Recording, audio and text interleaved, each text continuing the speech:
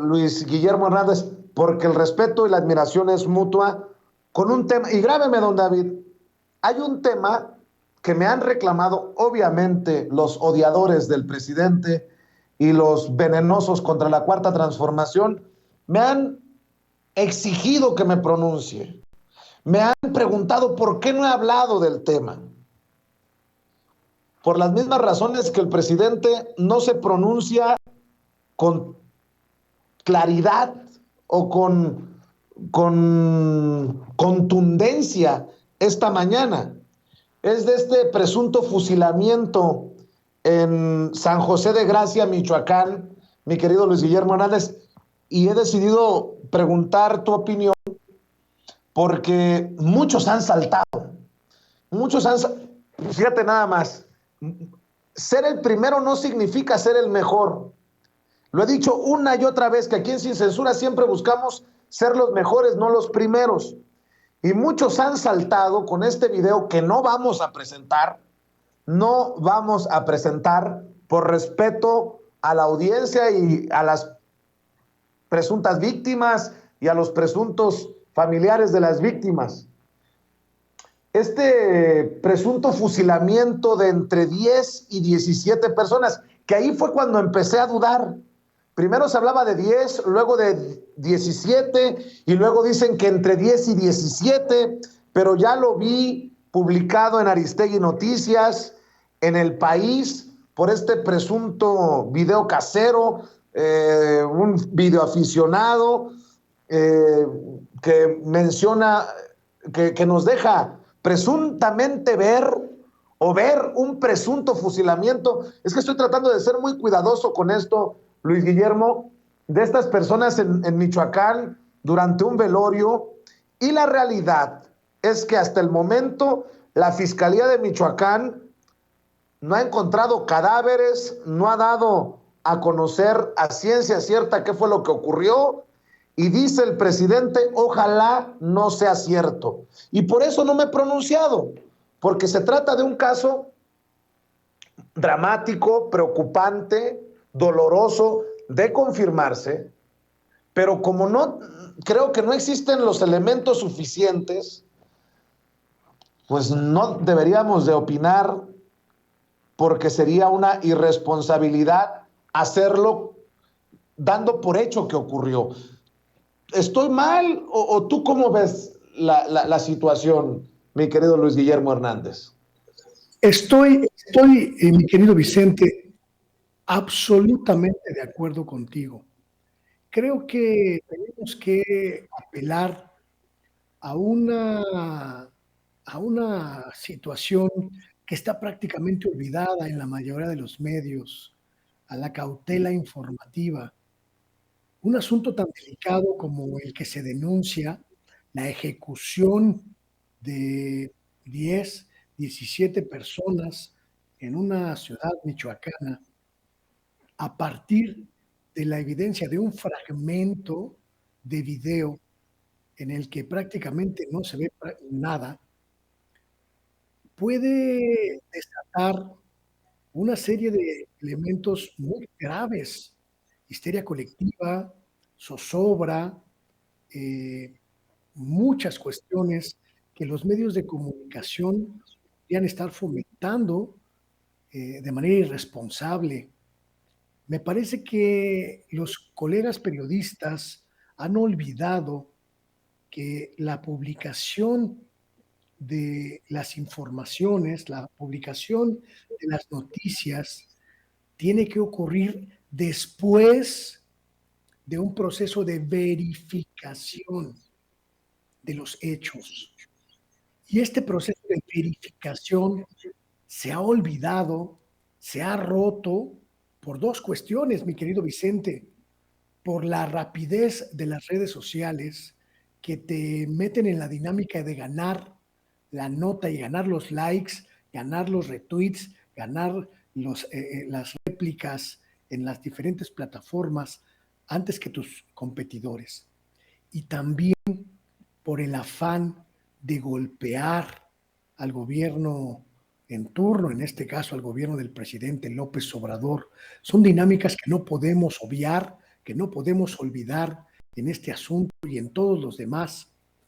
Y me parece que por el bien social, los periodistas tenemos la obligación de verificar la información que difundimos antes de difundirla, antes de publicarla. Yo me pregunto, todos estos colegas, todos estos medios que ya difundieron el video, que lo dieron como un hecho y que señalaban como hecho consumado la desaparición o la ejecución, el asesinato masivo de estas personas, ¿qué procesos de verificación tuvieron para difundirlos? ¿Qué van a hacer si se descubre que el video fue falso?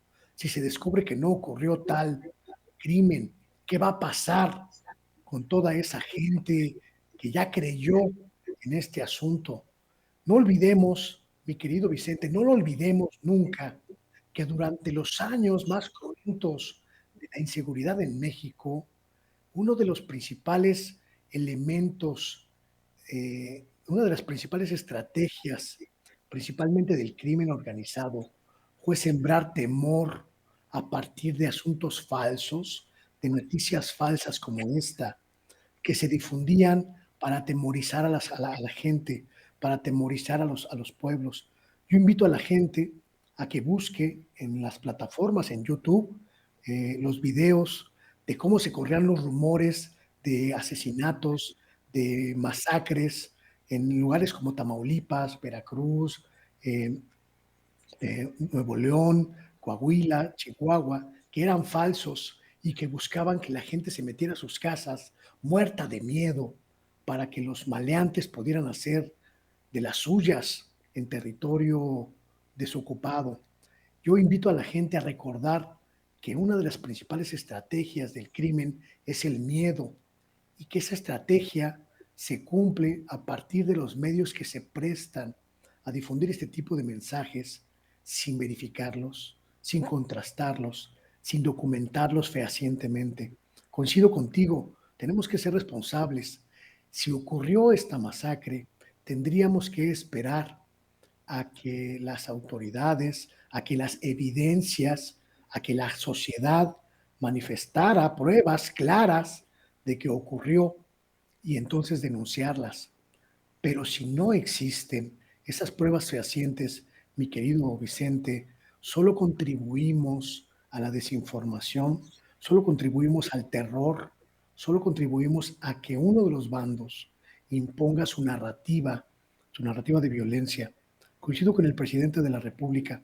Ojalá esto no haya ocurrido así, ojalá sea falso, pero hasta este momento, hasta la 1 de la tarde del lunes 28 de febrero, todos los indicios parecen apuntar a que no ocurrió tal tragedia en las dimensiones en las que se denunció en los medios de comunicación y que posiblemente se trate de una guerra psicológica. Ojo, posiblemente se trate de una guerra psicológica que busca infundir miedo y que busca infundir ánimos adversos al gobierno de Michoacán. Pues no me sorprende que haya personajes como Javier Lozano, por ejemplo, el Saco de Pus, que publique fotografías o capturas de pantalla de lo que informa o desinforma el periódico Reforma, La Razón, Ovaciones, o también hay que decir la Organización Editorial Mexicana.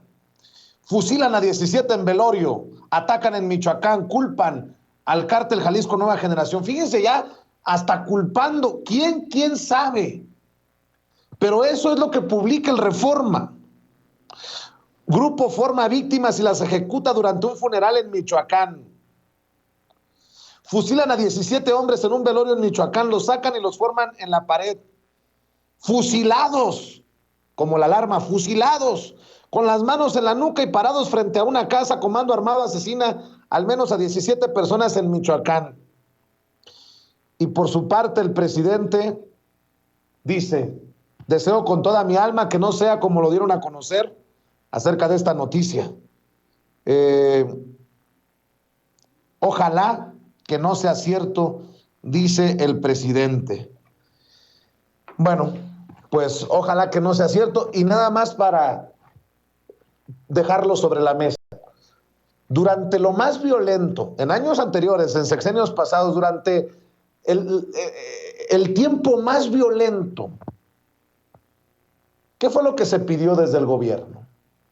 Un no reportar los actos delictivos de los cárteles, no. Se pusieron de acuerdo, los medios de comunicación dijeron, no vamos a dar a conocer lo más rojo de la nota roja. Y hoy andan desatados. Y más aún, ¿qué dirían los directivos, los dueños de esos, los principales medios de comunicación de México, si el presidente les pidiera tener tantita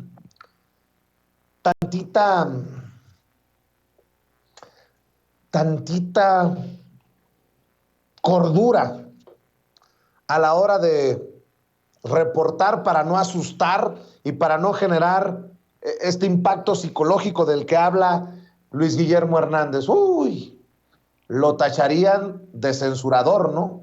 Mi querido Luis Guillermo, ¿con qué reflexión cierras? ¿Con qué opinión cierras? Creo que, mi querido Vicente, hay algo que comentas que me parece muy importante para cerrar esta charla.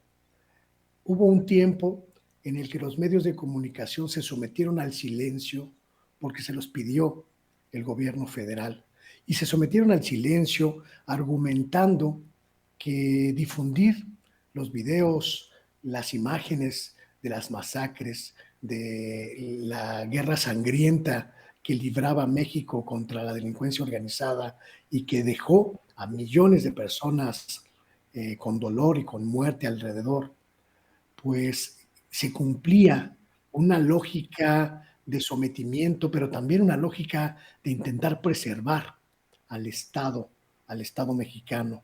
Hoy esa lógica se rompió, esa lógica ya no existe, porque los medios de comunicación que antes aceptaron callar, hoy buscan dinamitar al gobierno democráticamente electo. No tenemos que olvidarlo jamás. Estos medios que antes callaban la violencia, hoy buscan exacerbarla al límite para que la gente asuma que este es un desgobierno, que este es un Estado fallido como lo fue en el pasado. Y no van a tener ningún recato, mi querido Vicente, para difundir esa idea, para propagar esa idea y para intensificar esa idea.